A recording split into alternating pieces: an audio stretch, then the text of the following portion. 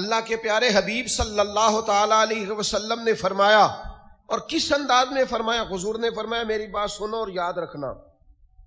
تو صحابہ فرماتے ہم ہمہ تنگوش ہو گئے، حضور خاموش ہو گئے۔ تھوڑی دیر کے بعد پھر فرمایا میری بات سنو اور یاد رکھنا۔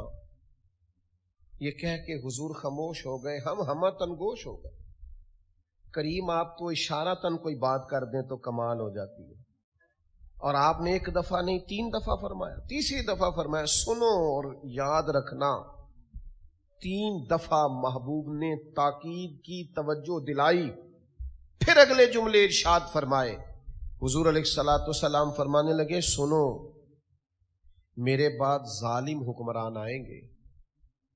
فرمایا تم نہ ان کے جھوٹ کی تصدیق کرنا اور نہ ان کے ظلم میں ان کی معاونت کرنا، ان کے جھوٹی باتوں میں ان کی تصدیق نہ کرنا۔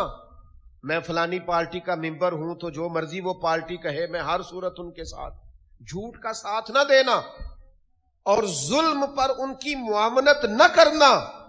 اللہ کے حبیب صلی اللہ علیہ وسلم فرماتے جس نے ان کے جھوٹ میں ان کی تصدیق کی اور ان کے ظلم پر ان کی معاونت کی وہ میرے حوض کوثر پہ نہیں آئے گا۔